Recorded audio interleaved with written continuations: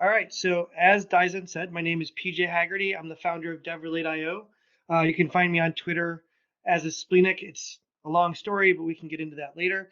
And this talk is called "It's the Message, Not the Shine: Why DevRel Should Not Be a Cult of Personality."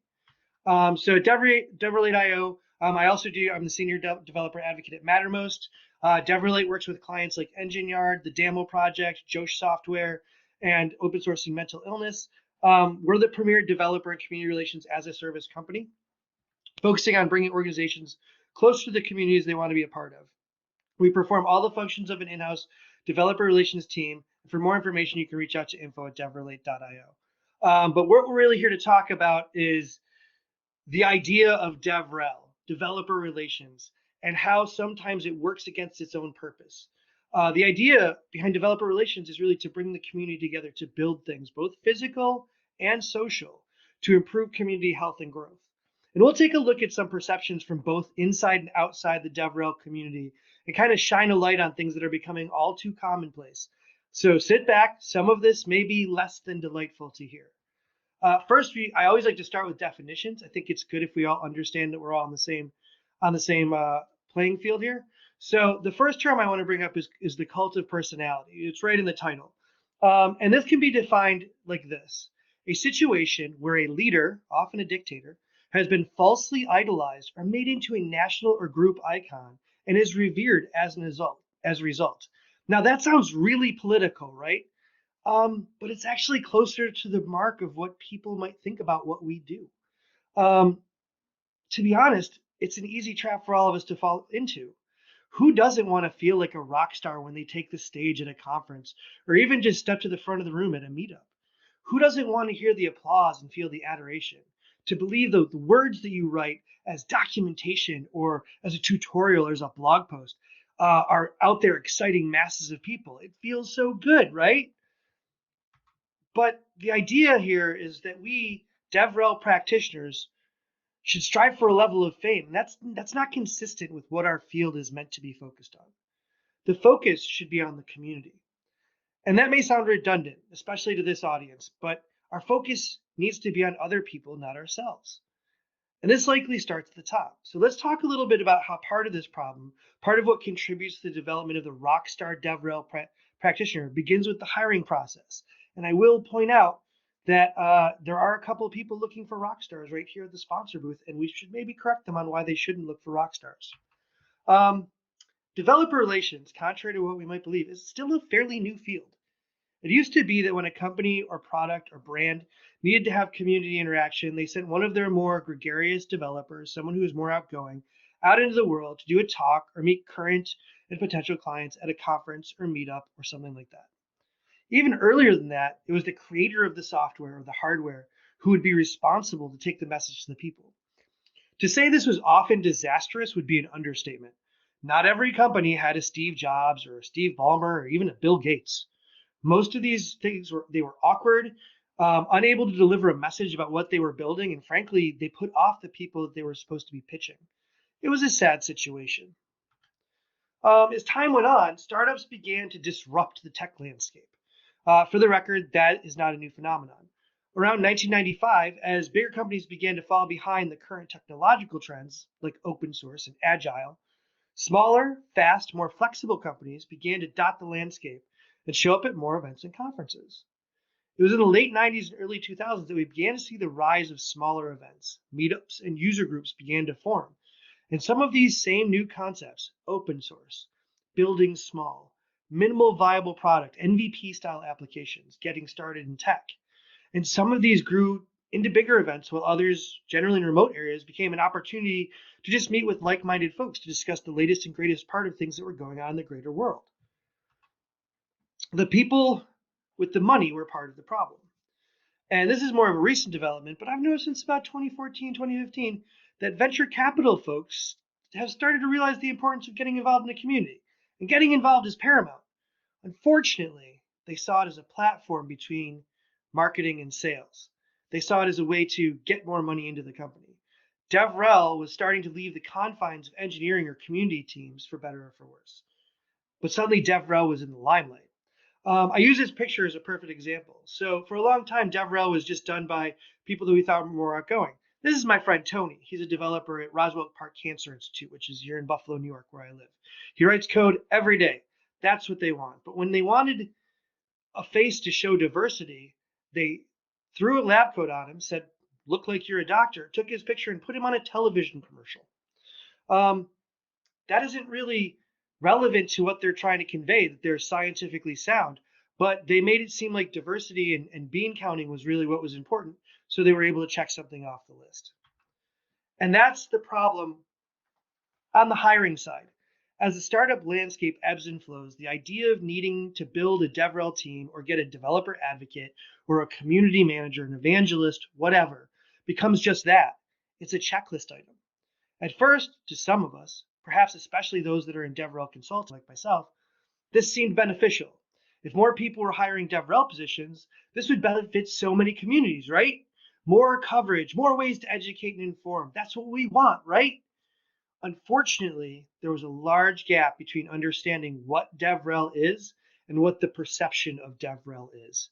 At first, many of these investment firms and C-level offices who wanted DevRel believed it was a way to get pre-sales or as some sort of marketing technique, a way to push people into products or push products on stage at events. And we know from practicing for so long that's really not what we're all about. It began to feel like advocates, evangelists, community managers, everyone who was in the DevRel game was the host of some weird, bizarre infomercial. They're only there to sell, sell, sell, sell, sell. This is not the value of what DevRel brings to an organization or a community.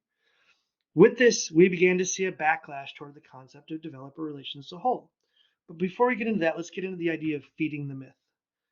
As we became sought after in the technology world, as we became sought after in the DevRel field, some folks began to realize they could leverage a less informed organization to make a name for themselves. No need for technical backgrounds or a history of community interaction, just a desire to make a name and to be the face of a company. There's something to be said about wanting to be wanted, but this isn't about the individual. It's not even about the company. It's not for the community, and it's not for the technology. When we as practitioners start to realize that we're doing this, that we're just being faces, red flags should start going up. Alarm bells should start sounding. When HR starts saying we're looking for a rock star, just like developers feel like this is a big red flag, it should be a red flag for developer relations as well. Like I said, it's an easy trap to fall into. Cheering crowds, podcasts calling for you, being called a thought leader, having millions of followers on social media. All these things work to support the mental image of being some sort of superstar. Sadly, this is what some organizations want. Now, I should know, I was taken in by this at a large enterprise company that convinced me people want PJ, just go be PJ. This sounded like the best thing that could possibly happen. This is before I opened DevRel. This is years and years ago. I thought, be myself, what a great job. It turned into the worst part of my career in dealing with community. It did harm to me as a developer and as a DevRel practitioner. I wasn't learning anything new. I wasn't even finding out about what the company was doing technologically. I was just going out and basically being places. That's not really bringing any value. There was no value in what I was bringing to the community. And frankly, the company had no interest in what I learned from the community. If I went somewhere and brought information back, they didn't care. It didn't affect the way they were developing products. It didn't affect the way that they were doing things. It was just roll on, keep it moving. In other words, the entire point of developer relations was being put on hold or foregone in order to simply perform the actions of community work. To tick the checkbox that said developer advocacy, check, we've got that done. But we didn't. We didn't have anything done. Now, again, to some people, this might sound perfect. But what happens when we put on these masks and we stop focusing on what it is we should be doing, which is namely helping our organizations find their place in the community and helping the community we work with to find their voice in the organization that we work for. Part of that might be putting off your company if they feel the need to press fame over community. It may be difficult, and it may even end the relationship you have with them. But it's important that the companies we work for learn to value their DevRel team members. This might feel a bit like going solo, but still trying to be in a band, so to speak. So you're still trying to play the music, but for some reason the rest of the band doesn't want you to do it. You'll need a guidebook to share with those people who are most opposition to understanding the value is the community, not the DevRel practitioner. And I'll talk about that guidebook in a little bit. So this has been going on for a while. This isn't a new phenomenon. That said, it has been getting bigger and bigger and a little bit worse. Without some sort of mitigation, DevRel begins to gain a negative reputation for the things we do. It starts out small as a few hot takes on the nature of community work.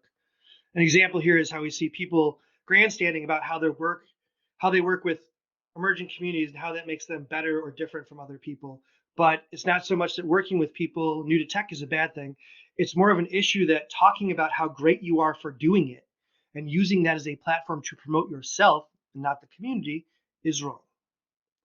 This does not foster community or add value to the company or organization that you represent. The backlash covers up and good work people, it covers up the good work people may be doing. That's the problem. You might be doing good work, but if more people are just grandstanding on the work that you're doing, then it's not really any kind of value. And we want to bring the community value. It sends us several steps back if we can't bring value to our community. Sure, we can capture some individual attention with quips and memes and cute names for what we do and cute images about, different vegetables. But these things all devalue the tech that we work with, the companies that we're involved in, our communities, and the people we're trying to give a voice to on both sides. We could say these perceptions are because they're calloused or they're hard-hearted and they don't want to see DevRel people as a real part of the tech world or a real part of the conference world. But that would be ignoring the fact that these perceptions exist, not working to fix them. We need to work to fix them.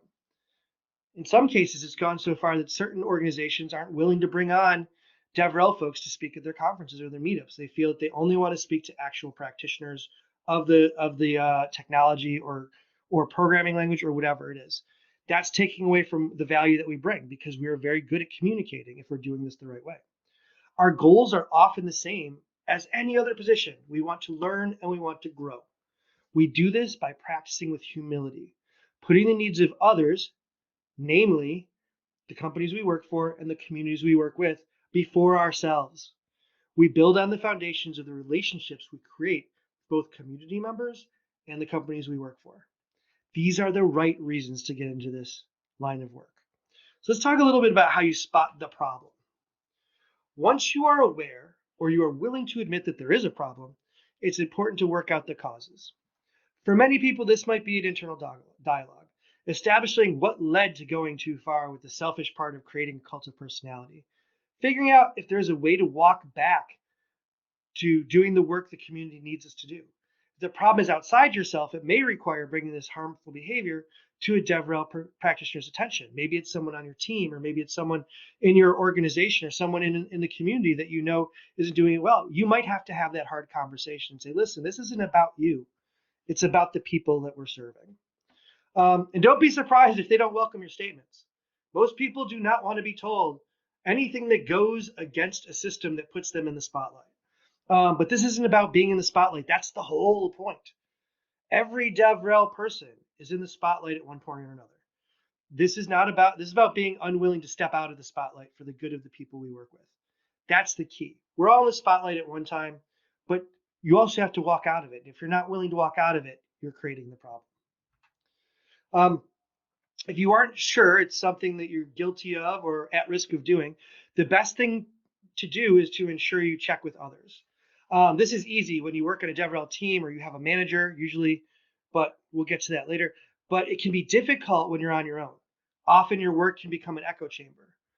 Try reaching out to one of the communities we all share, the DevRel community. Find someone you trust and ask simple questions. Am I making this too much about me? How can I make what I'm doing more pertinent to the community? It's good to talk this out with someone you trust before it's pointed out to you by someone in the community. Kind of in the same way that, in DevOps, it's good to figure out what the problem is before one of the customers calls to tell you what's going wrong. For those of you who know me, you know I have a tendency to go a bit over the top at times. I have a few people that I look to that I know I can trust that will give me honest, clear feedback and let me know to stay humble. I also remind myself that even in a situation like speaking at an awesome conference like this, 5 years in the coming, I've wanted to be at this conference for so long. I'm just one voice speaking to many, and it's the many that are important here. So create a feedback loop, find out what's going on. What if this making of a personality has nothing to do with the individual, though? What if the problem is the boss? And so, quick joke: that's Bruce Springsteen. He's referred to as the boss. That's my joke slide. Hope everybody enjoyed it.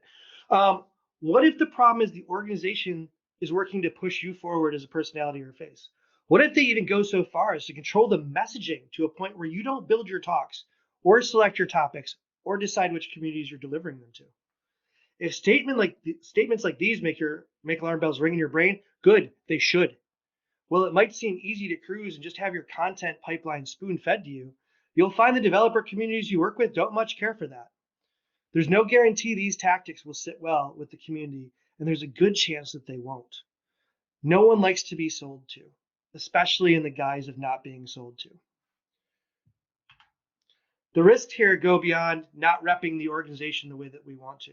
You could damage your good standing in the communities you're a part of. Sadly, there are events and forums and even publishing sites that are banning individuals and organizations that they feel are pandering or just selling. In other words, not adding value to the community. I have seen people suffer from this ban just for trying to push a blog post that was maybe a little more marketing than it was hard tech, or maybe it was a little bit more about selling someone on the concept of a product than what the product actually brought value to. You don't want to end up being banned. It's a horrible feeling. While this may be true at startups, as far as like not adding value, it's been shown more and more to be an enterprise issue, going so far as having exclusive events and meetups that only feature the rising stars of such and such company, delivering canned talks to a curated audience, handpicked so that they know they're going to clap. That sounds like bad infotainment, not DevRel. So what can you do if your company doesn't understand how to get DevRel value without making it a bad used car sales lot? Well, luckily, one of my fellow speakers and a good friend of mine who is speaking later at this conference, Mary Thengval, put together a little book. She wrote a little book for us called The Business Value of Developer Relations, How and Why Technical Communities Are Key to Your Success. This is the best treatise to hand over to an organization that does not understand what DevRel should be. I highly recommend it. If any company tries to make you a rock star, if they're pushing back on community initiatives because they don't see ROI, or if they just don't understand what we do, give them this book. Also read it yourself. It has lots of valuable insights for the DevRel practitioner. But the point is, if we continue to try to strive to do something that isn't of value, we need to find a way to instruct others how to do it. It's a great value. I've given this to a lot of my clients, and they immediately better understood what we were trying to do together. That's the value of this book. It's much more valuable than the $19 or whatever it is you pay for it. So conclusions. A cult of personality is not valuable to communities.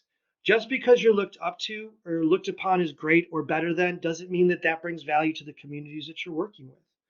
Our job is to inform people, to teach them, to create safe environments for them to communicate.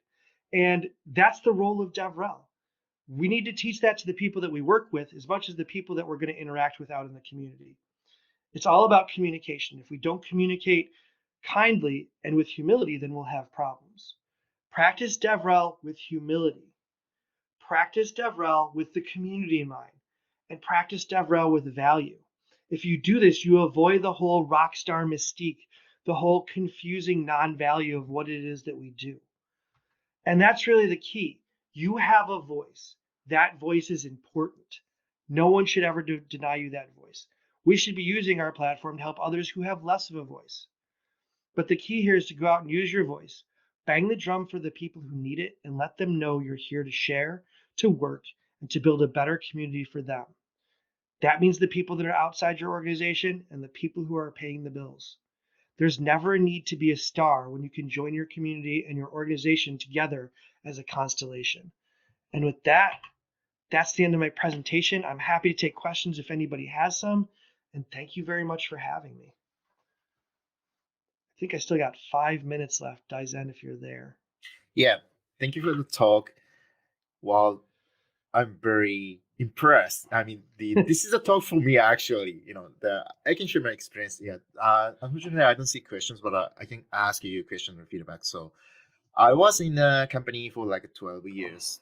I used to be a developer evangelist at some point. Then the company shut down because of they thought it's going to be pre-sales or something like that. So Hmm. I really feel that, what the DevRel is. So when I joined my company, actually, by the way, I joined company called Twilio.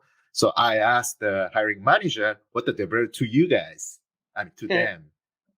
Then with their answers, I chose to join the company. So I really like your talk, but it seems like you have a lot of experience with the companies who thinks no, they need a rock stars.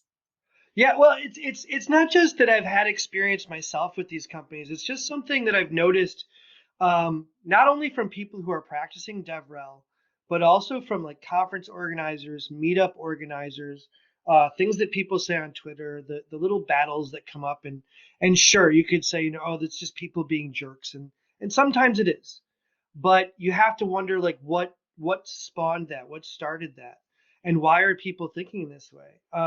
I remember a couple years ago when a very large company decided they were just going to hire everyone, a bunch of DevRel practitioners, as long as they had more than 4,000 followers on Twitter, they would hire them. Oh, How does that prove value to a community? Like, I don't understand. That's ridiculous. But I mean, Dyson, you mentioned you're a Twilio. To me, Twilio is one of the shining examples of how to do DevRel correctly. It's Twilio is such a community focused company. It brings so much value to every community they're in. And I've never met anyone at Twilio who didn't think community first. And that's really what it should be about. yeah. Thank you for that comment. Yeah, my team's mission is inspire and equip the developers. So that's the one of the aspects that I chose to join the team. So I really appreciate that. Also, um, do you have any advice to the younger generation, what like a junior developers who wants to be a developer person? I think one of the things is that reading the book. But any Oh, advice to them? definitely. The first step is always read Mary's book. You have to read Mary's book. Um, but my biggest advice to junior developers or people who are just starting out in DevRel and wondering what to do is focus on what you know. I think that starting out to communicate things is really about focusing on the things that you know. Because even though you think, oh, I know this, and it could be something simple like, like, oh, I'm really good at writing software that involves APIs. Okay, well, I'm probably everybody knows how to write APIs. Why would I talk about that? Never discount your knowledge. It could be that you handle it differently than the way other people handle it. It could be that you have a unique perspective. Share that knowledge and find out what it is that that you're bringing value to, and that's the key. Don't be shy. You probably know something someone else doesn't, or you're doing it differently than someone else does, and you're going to make it click in their head. And that's like when you see that happen, when you share with someone at a meetup or something like that, something you've done, and you see that hello world moment on their face, it's so worth it. And why would you deny that from anybody? That's cool. Yeah, it's good advice. We've got a feedback from YouTube from Yashura Narek. So yeah, hey PJ, thanks for the great talk. Found it very relevant. So everybody thinks, the it's not rock stars. It's just you are empowering the developer communities for others. Yeah, that's the key of your talk. That's the Um, key. oh, cool. Yeah, yeah. Okay. I think we have a couple of minutes, so I have one question to you. So Hmm. you said it's important for you to walk out, from the spotlight. So do you have the community that you can ask the honest direct feedback to you? Uh, you know, how did you find them? Where did you find them at the work community? Yeah, I mean there's the DevRel community. There's lots of Slack channels dedicated to DevRel, and there's Mattermost channels dedicated to DevRel. But to be honest, I feel like a lot of DevRel discourse happens on Twitter. A lot of people are talking about what events are great and what places are cool. It's very neat to see people kind of interacting on that level, which is kind of when Twitter started, it was the point of Twitter was to share information on what are you doing, what are people doing. I see we have a question from YouTube Yes, from there is. Yashraj. Yeah, we Any have. suggestion? How do you suggest people who want to understand more about DevRel without making them feel that we think they don't know DevRel? Yeah, the book is key. Mary's book, I can't speak highly enough. And I was talking to Mary earlier today, and she was like, "Don't put too much pressure on me." Too bad, Mary. You wrote a great book. You have to deal with the consequences of the fact that you wrote a great book. Um, but yeah, I mean, like the book is key, but also like find another DevRel practitioner who's willing to mentor you, because there's so much more. A lot of people think it's about speaking.